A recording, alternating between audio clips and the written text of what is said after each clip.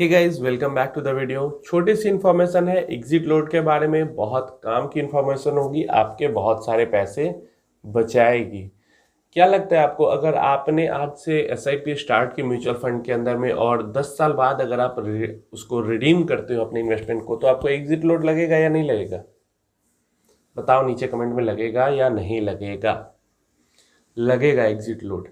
क्यों लगेगा exit load? पहले तो एग्जिट लोड की बात कर लेते हैं। तो म्यूचुअल फंड्स में एक पेनल्टी टाइप की होती है, 0.5% की, 1% की। अगर आप इन्वेस्ट करते हो और 1 साल के अंदर में ही उसको वापस निकाल लेते हो, तो किसी में 1 साल होता है, किसी में 1 महीने होता है, किसी में 90 डेज होते हैं। तो हर स्कीम की अलग अलग होती है, लेकिन एक एवरेज हर स्कीम में लगभग 1 साल की रहती है और 1% की पेनल्टी आपसे ली जाती है अगर आप 1 साल के अंदर में किए हुए इन्वेस्टमेंट को वापस निकाल लेते हो। और ये अच्छी चीज भी है, इन माय ओपिनियन ये बढ़िया चीज है, क्योंकि जब आप इक्विटी म्यूचुअल फंड के अंदर इन्वेस्ट करते हो तो मिनिमम आपको 2 to 3 3 साल तो बिल्कुल, 3 साल तो एकदम माइंड सेट करके कहीं चलो कि इस पैसे को 3 साल तक नहीं छूना है। और अगर आप 1 साल के अंदर में ही उसको रिडीम कर रहे हो तो आपको पेनल्टी लगनी भी चाहिए। बट क्या अगर आप 10 साल तक एसआईपी करते हो, या 15 साल तक, या 20 साल तक, और 21वें साल में निकाल लेते हो पैसा, देन आपको ये एग्जिट लोड की पेनल्टी लगेगी या नहीं लगेगी? यस, लगेगी। और अगर ये बात आपको पता नहीं थी तो आपको ये बात पता होनी चाहिए।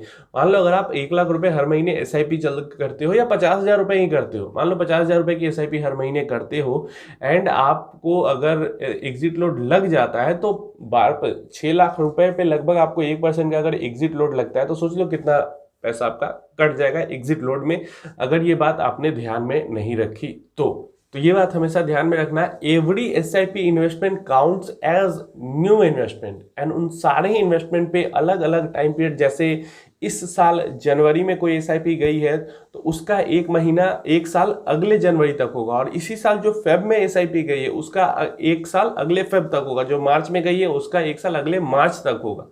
तो इन सब का जो एग्जिट लोड का टाइम पीरियड है वो पूरा जनवरी वाले का जनवरी में खत्म होगा, फेब वाले का फेब में, मार्च वाले का मार्च में, ऐसे चलता है। तो हर एसआईपी नए इन्वेस्टमेंट की तरह ट्रीट होता है, और ये बात ध्यान में रखना, नहीं तो बहुत सारे पैसे आप गवा दोगे एग्जिट लोड में। जिस डेट पे आपकी एसआईपी स्टॉप हो रही है उस डेट के अगर 1 साल के अंदर अंदर आप रिडीम करते हो, तो यहाँ पे 2 तरीके की चीजें होती हैं। जो भी एनएवी परचेज हुई होंगी उस 1 साल के बीच में, उस पे आपको short term capital gain tax लगेगा, एंड उस एनएवी पे आपको एग्जिट लोड लगेगा। और उससे पहले की जो एनएवी होगी उस पे आपको एग्जिट लोड नहीं लगेगा, एंड उस पे आपको LTCG long term capital gain tax लगेगा। क्योंकि जितनी बार भी एसआईपी जाती है आपकी और उससे जो एनएवी आती है, जो यूनिट्स आती है, वो एकदम फ्रेश इन्वेस्टमेंट की तरह देखी जाती है, न्यू इन्वेस्टमेंट की तरह काउंट होती है।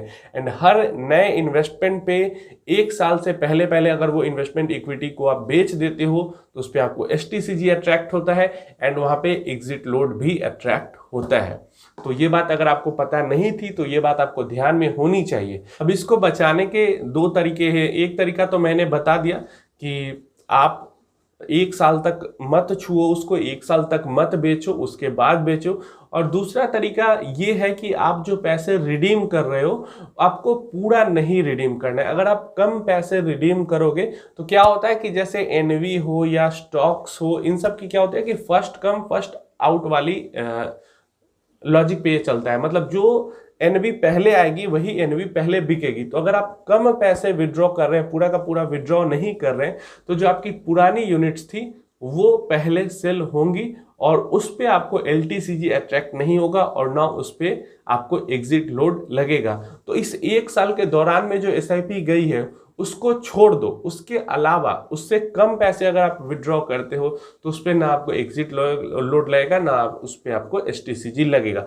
लेकिन अगर आपने 10 साल तक एसआईपी की और 10 साल के बाद पहले महीने में, 10 साल पहले महीने में आप पूरा का पूरा पैसा विड्रॉ कर लेते हो, देन आपको पिछले 12 महीने की जो इन्वेस्टमेंट है उस पर एग्जिट लोड एंड एसटीसीजी लगेगी। उम्मीद है आपको क्लियर हो गया, क्लियर समझ में आ गया होगा मैं क्या समझाने की कोशिश कर रहा हूं।